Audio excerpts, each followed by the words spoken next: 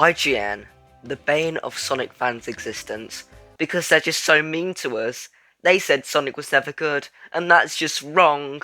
They make me so sad. Okay, but seriously, I'm sick and tired of Sonic fans constantly crying over IGN. Sonic fans desperately want to etch into your skull that IGN is the most despicable thing on earth, right behind Azuka. Sonic fans do this by relentlessly bringing up throwaway comments from 6 years ago to justify why we as a fanbase should collectively mock IGN. The Sonic fanbase and IGN have had a pretty rough history.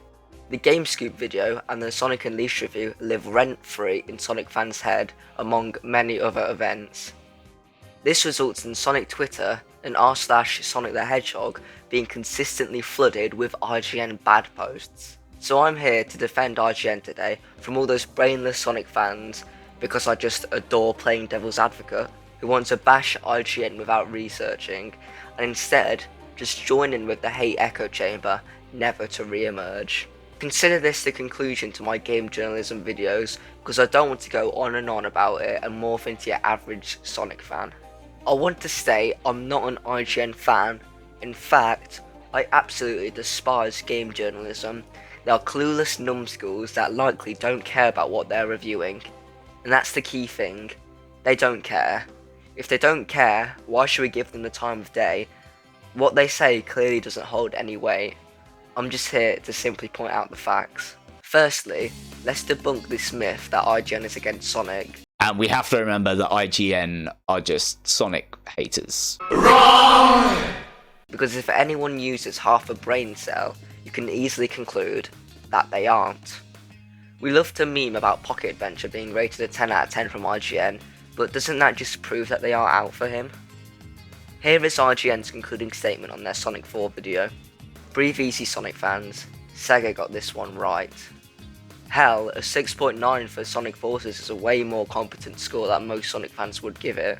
Just look at most review scores for Sonic games, I'd say they were all given a fair score, but because of a few exceptions, the whole company has made it their #1 priority to spread malicious lies about our favourite blue saviour. So why do Sonic fans constantly complain about IGN and can't let their hatred for them die out?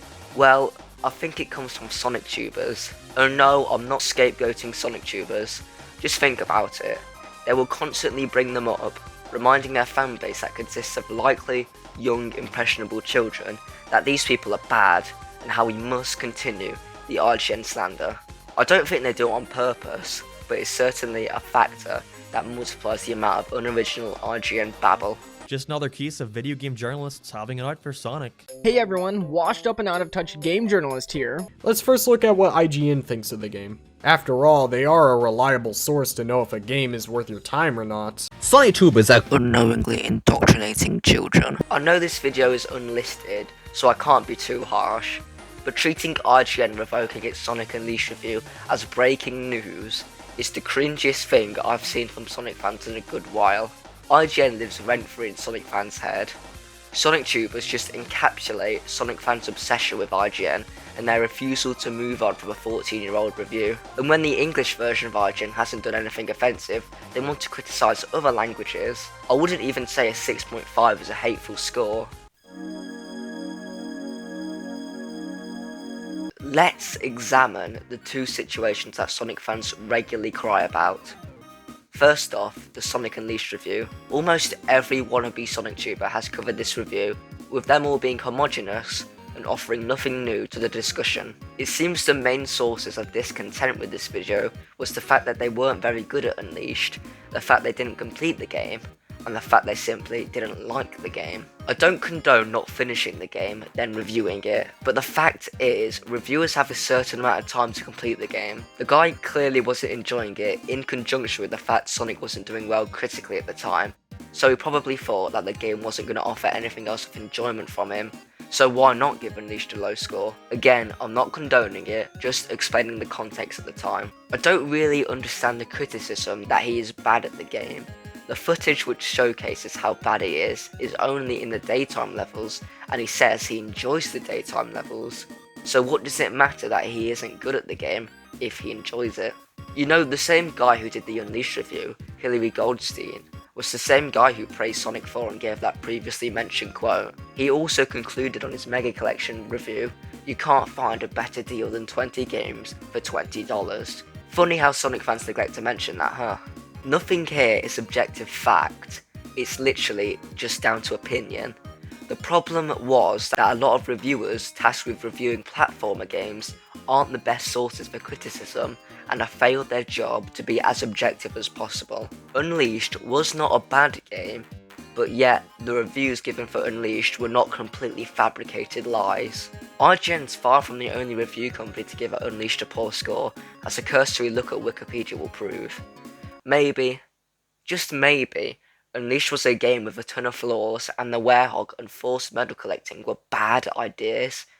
Nah, IGN's obviously just being mean and out to destroy Sonic by any means necessary. Let's move on to the other event that Sonic fans love to whinge about, the Game Scoop incident. Now, Sonic fans love to paint the picture that IGN admitted they hate Sonic, but in reality, the "Sonic was never good" line was just a throwaway comment that doesn't really amount to anything. Because you know, IGN has given good review scores in the past, and even so, it's insane to think 4 people represent the entire company. Another point of irritation for Sonic fans was their lack of knowledge. And yeah, it's pretty bad, I can't really defend it, but it comes back to my point that due to their lack of knowledge, we should stop talking about them and giving them a platform. But no, I guess I'm just a butthurt IGN fan. Before I end this video with some concluding statements, let us discuss the many layers of irony with Sonic fans. Sonic fans say that you are beating a dead horse when you dare to say anything negative about 06. But aren't Sonic fans beating a dead horse whenever they constantly mention the Unleashed review and Game Scoop? Sonic fans say they don't listen to IGN and other game journalists when they publish review scores. Yet in their video essays, they can't wait to shove in review site scores. Sonic fans say you can't generalise the fan base, yet generalise an entire company on 4 people. Sonic fans tell Sega to stop listening to game journalists and listen to the fans instead, while also obsessing over what IGN says in every article or video. Sonic fans complain when IGN mentions Sonic's rough transition into 3D, and Sonic 06 in every article. Yet whenever IGN is brought up, they can't wait to remind people that they said Sonic was never good and what Hillary said in that Unleashed review. Makes you think if Sonic fans are truly the heroes of this tale, or are they just as bad as IGN? In conclusion, Sonic fans are obsessive little nerds that contradict themselves and are willing to blame one game journalist company for ruining Sonic's reputation, despite the fact it's obviously Sega's fault Sonic is bad and the fact no one gets their opinion off IGN, while refusing to acknowledge the times when IGN has said positive things about Sonic. Rather, that's swept under the rug to make room for reminders about an unfunny, unoriginal joke, which I only assume is because people find it fun to jump on the hate bandwagon, as it's unpopular to say something positive about something so many hate. IGN never hated Sonic. It's clear they simply do not care. They do whatever they want, oblivious to what they're saying.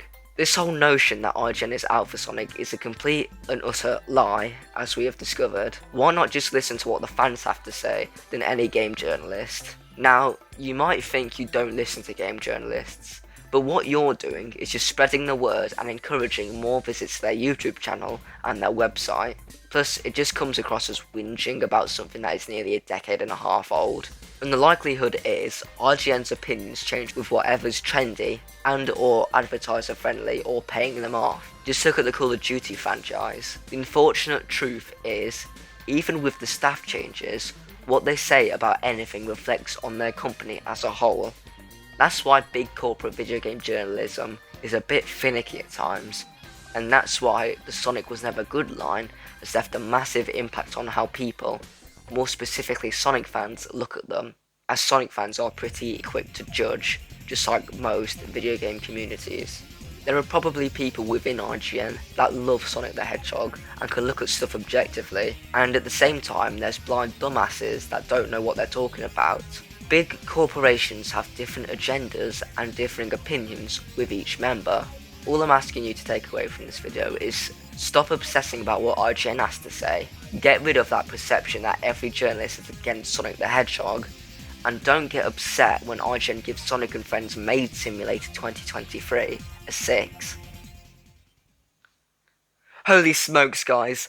IGN's new Sonic Unleashed review is finally out. Oh boy, I'm so happy they've finally given it a score it's worth. What will it get? An 8? Maybe even a 9? What if a 10? Are you fucking serious?